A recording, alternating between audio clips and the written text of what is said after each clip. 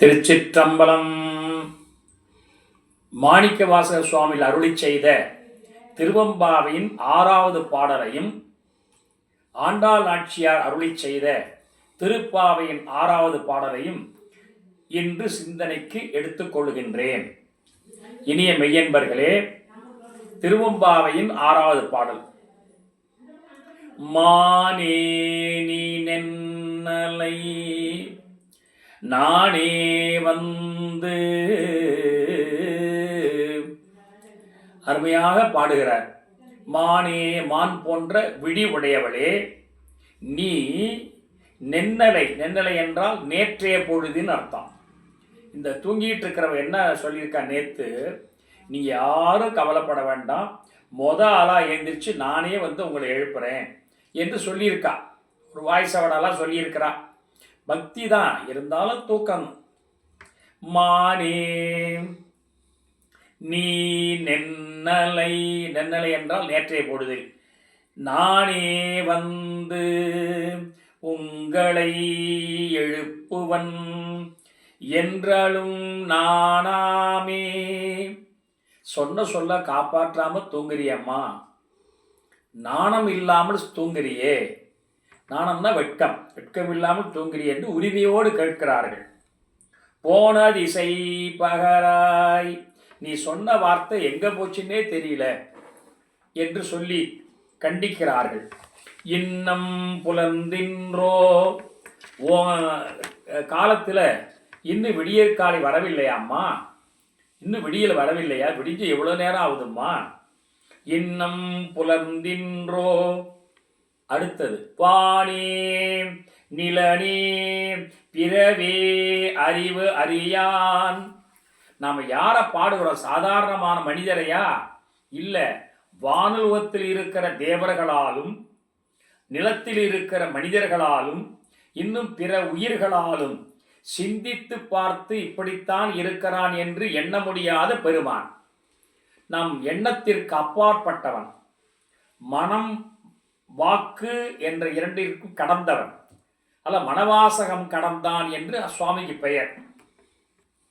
அறிவறியான் சொல்லி முடிச்சார். தானே வந்து, அற்புதமான சொல்லாட்சி. மாணிக்கவாசக சுவாமிகள் ஒரு இறை இலக்கணம் கூறுகிறார் இந்த பாடல்ல. சிவபெருமானை சென்று நாம் பற்ற நினைத்தால் முடியாது. அப்படின்னா என்ன செய்ய வேண்டும் என்றால், பக்தி மேலீட்டில் நாம் வாழ்ந்து கொண்டே இருக்க வேண்டும். அவராக பார்த்து இவன் தகுதி உடையவன், இவள் தகுதி உடையவள், இந்த உயிர் தகுதி உடையது என்று தேர்ந்தெடுத்து வந்து நமக்கு மதிப்பெண் போட்டு ஏற்றுக்கொள்வார். சக்தி நிபாதம் செய்வார். அதனால் என்ன செய்ய வேணும்னா, நம்ம தகுதியை வளர்த்துக்கிட்டே போகணுமே தவிர எந்த வகையிலும் சுவாமிகிட்ட போய் கிளைம் பண்ண முடியாது.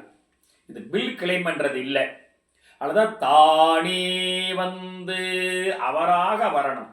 இதே கருத்தை மாணிக்கவாசக சுவாமிகள் இன்னொரு பாடலில் சொல்லி இருக்கிறார். நானேயோ தவம் செய்தேன் சிவாய நம எனப் பெற்றேன், தேனாய் இன்னமுதாய் தித்திக்கும் சிவபெருமான் தானே வந்து எனது உள்ளம் புகுந்து அடியேற்கு அருள் செய்தான். ஊனாரும் உயிர் வாழ்க்கை ஒருத்து அன்றே வெறுத்திடவே நானேயோ தவம் செய்தேன் என்று அற்புதமாக இன்னொரு பாடலில் பாடுகிறார். ஆதலினால் சான்றோர்கள் பெருமக்களே, என் கடன் பணி செய்து கிடப்பது என்பதுதான் இலக்கணமே தவிர என் கடன் பணி செய்து பில்லு கிளைம் பண்றதுன்னு அர்த்தம் இல்லை. அதற்கு நமக்கு உரிமை இல்லை.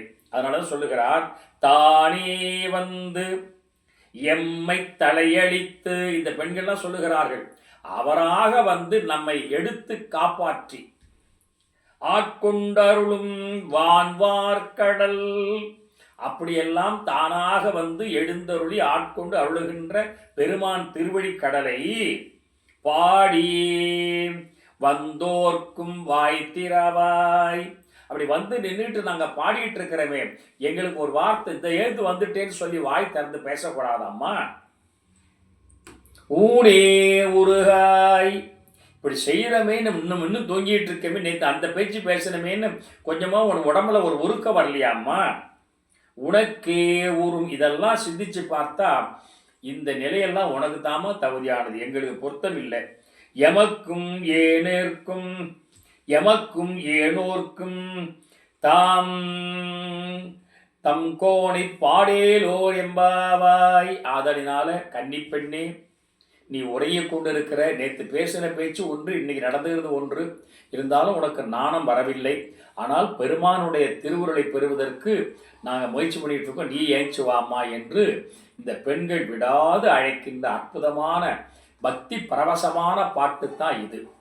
இந்த நிலையிலே அடுத்து நாம் ஆண்டாள் நாச்சியார் சிந்தித்திருக்கிற திருப்பாவையின் 6வது பாடலை சிந்திப்போம். புள்ளும் சிலம்பின. அந்த அம்மையார் பாடுகிற பாடலிலே புள்ளும்னா பறவைகள் எல்லாம் ஒலி எழுப்பி விட்டன அப்படின்னா எழுந்து விடிய காலம் வந்துருச்சுன்னு அர்த்தம். நமக்கு அந்த காலத்தில் கடிகாரம் இல்லாத காலத்தில், வேற விதமான எந்த விஞ்ஞான சாதனங்களும் இல்லாத காலத்தில், சூரியன் உதயமாக போகிறான் என்பதற்கு முன்பு விடியற் காலையில் பறவைகள் எழுந்து ஒரு கிரீச் சத்தம் போடும். அவைகள் உறக்கத்தை விட்டு எழுந்து நம்ம எழுப்பும். அதை சொல்லுகிறார். புள்ளும் புல்லுனா பறவை, சிலம்பின ஒலிக்கின்றன கான். புள்ளும் சிலம்பினகான் புள்ளரையன் கோயில் வெள்ளை விழிசங்கின் பேரறவும் கேட்டிலையோ. அடுத்தது புள்ளரையன்னா கருட வாகனம் உடையவன், கருடனுக்கு தலைவன் நம்முடைய திருமால் கிருஷ்ண பகவான். அரையன்னா தலைவன், கருடனுக்கு தலைவனாயிருக்கிற அந்த கிருஷ்ண பகவானுடைய கோயிலிலிருந்து எழுப்பப்படுகிற சங்கின் நாதம் எங்கு பார்த்தாலும் கேட்கிறதே. பேர் அரவம்னா ஒலி கேட்கிறதே. ஒன்று கேட்கலையாமா? இந்த பாடலிலே ஆண்டாள் நாச்சியார் ஒரு பொண்ணு உறங்கிட்டு இருக்கிறவர்கள் எழுப்புற மாதிரி அமைச்சிருக்கார இந்த பாட்டு. ஏறத்தாழ திருவம்பாவின் போக்கில் அமைகிறது. கேட்டிலையோ பிள்ளாய். ஏம்மா, அந்த பிள்ளாய் என்பது அருமையான செல்லமான வார்த்தை. எழுந்திராய் பிள்ளாய், தூங்கிட்டு இருக்கிறியா, எழுந்திச்சு வாமா. பேய்முலை நஞ்சுண்டு கள்ளச் சகடம் கலக்கு அழியா. பெருமானுடைய கண்ணபெருமானுடைய இளம்பிராயத்து நிலைகளிலே அசுரனை, கள்ளச்சரவம் என்றால் சடாசுரன் ஒருத்தன். இந்த பெண்கள் அந்த காளி அது போன்றிருக்கிறவர்கள் எல்லாம் அழித்தவர் நம்ம கிருஷ்ண பகவான் அவருடைய திருவிளையாடல்ல அதெல்லாம் சொல்லுகிறாள். பேய்முலை நஞ்சுண்டு கள்ளச்சகடம் கலக்க அழிய கால் ஓச்சி வெள்ளத்து அந்த அசுரனை அழித்த பெருமானாயிருக்கிற இறைவனுடைய அந்த அரசில் துயில் அமர்ந்த வித்தகனை அவர்களெல்லாம் அழித்து விட்டு அந்த திருப்பார்க்கடலை பள்ளி கொண்டவராயிருக்கிற பெருமானை உள்ளத்து கொண்டு, இப்படிப்பட்ட பெருமானாயிருக்கிற அவரை அருமையான முறையில் எல்லோரும் துதிக்கிறார். யாரார் துதிக்கிறார்களாம்? முனிவர்களும் யோகிகளும் மெல்ல எழுந்து. விடியற் காலை வந்து விட்டது, பறவைகள் ஒலி எழுப்புகின்றன. கண்ணபெருமான் கோயில்ல சங்கு நாதம் ஒலிக்கிறது. எனவே பொழுது விடிந்து விட்டது என்று தெரிகிறது என்ற எண்ணத்தில், திருவுள்ளத்தில் நம்முடைய பெரியவர்களாயிருக்கிற முனிவர்களும் யோகிகளும் மெல்ல எழுந்து, விடியற் காலைக்கு அதான் அடையாளம், எழுந்து மெல்ல எழுந்து ஹரி என்ற பேரறவம். அவங்க எழுந்த உடனே ஹரி என்று சொல்லுவார்களாம் அவர்கள். அதாவது நம்முடைய நாக்குல இறைவனுடைய திருநாமத்தை சொல்ல சொல்ல சொல்ல சொல்ல நாக்கு நல்லா குளரும், அதாவது நன்றாக உருளும். நம்முடைய நாக்கு சரியாக பேச வரணும்னா பெருமானுடைய திருநாமங்களை பற்றோடும் பக்தியோடும் அழுத்தமாக உச்சரிக்க வேண்டும் என்ற கருத்தை சொல்லுகிறார் ஆண்டாள் நாச்சியார். முனிவர்களும் யோகிகளும் வெள்ள எழுந்து ஹரி என்ற பெயரறவும் உள்ளம் புகுந்து குளிர்ந்தேலோ எம்பாவாய். அவர்களெல்லாம் அந்த எழுப்புகிற அந்த வார்த்தை கேட்டு அப்படியே எங்களுக்கு உள்ளம் குளிர்கிறது. எழுந்து வாமா என்று அழைக்கிற நிலையிலே ஆண்டாள் நாச்சியார் பாடியிருக்கிற அற்புதமான பாட்டு இந்த 6ஆம் பாட்டு.